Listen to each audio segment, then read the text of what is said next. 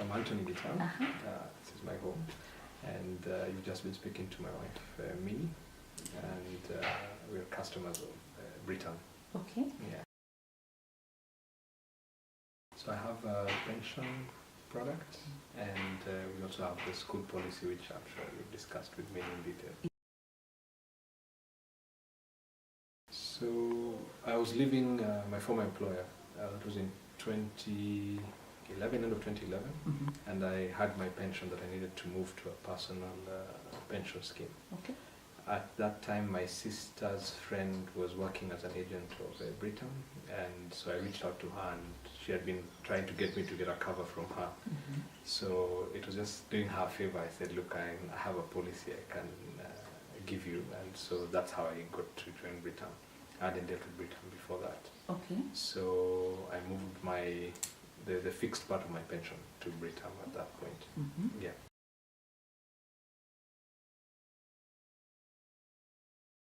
So while she was in the company, it was quite good because she sold it to me, and then after that I think I got one statement from her.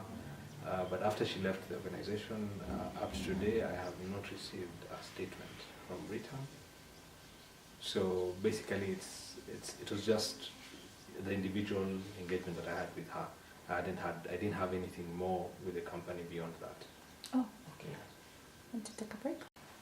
Have you had any need to call or contact Britam in the past, or even recently, in regards to any of your policies?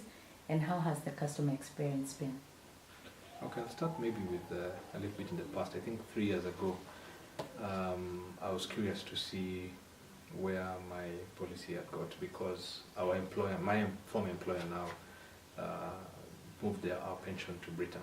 And when the Britain team came to the office, they presented on very good returns.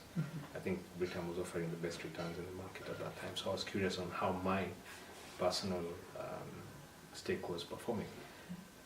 So I called the office, I would say about 6 or 7 times. And I was always promised, I was told, give me your ID number, give me your policy number, and somebody will get back to you. No one got back to me. So I kept calling back and saying, look, you told me last week that you'll get back to me. Up to a point, I guess I would forget, then remember after a month or two, then call back again. I would think of going there, but it's just too much work. So somebody always kept promising, yeah, we'll get back to you with your statement. One time somebody told me, no, this isn't a good time to run a statement because we need to wait for the end of the year for us to run a statement. So I said, why don't you give me a statement of last year? I don't want current, but at least up to the 31st of December. And I never got a statement. To date, I haven't got a statement. So in the most recent past, which is very interesting, after I'd spoken with Jack at Britain, and I explained to him, and I think he asked somebody to contact me, and they did, and they sent me a statement. Now, whatever I moved to Britain was close to 1 million shillings. The statement came, and my total assets were 236,000. So I was very curious. And actually, when I looked at the email, I thought there must be a mistake, so I called back and asked.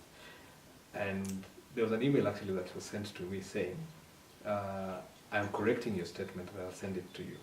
Now, as a customer, that of course sends panic, so I hadn't seen that part. So I called and said, I don't understand what you mean you're correcting my statement, because I guess by the end of 31st December, there's just one status which is there.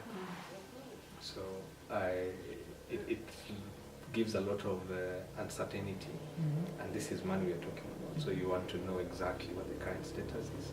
And why I was actually looking this time is because I've just changed jobs. So I'm expecting to get my pension out and move it to my personal pension. So now my question is the right place to take it?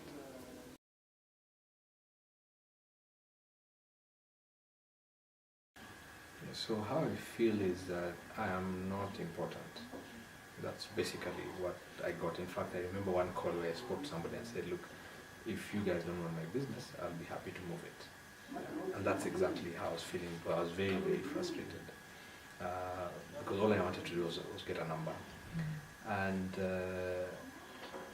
what I believe you could do about it is that the members or associates of Britam have to start owning the company and owning the business, because when I call, sometimes you call and you're told, oh yeah, the pensions team is at lunch, so we can't, there's nothing you can do, call back later, or we take your number and call back. So that person who spoke to me might not have the information I have, but what I would expect is that person would then follow up to ensure that who has she given the number or the contact, and has that person been called?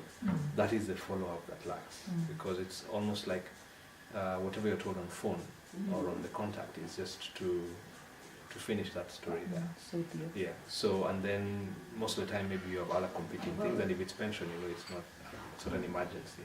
But at the end of the day, I could also be having other products that I want to bring in. Now, just as I was saying, I'm about to move my pension.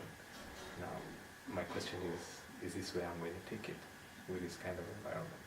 So the main reason why Britam for me was doing well was because of the results that were very good from what I had during our company presentation. But is that enough for me to be able to move my business or recommend anyone else to bring their business to Britam?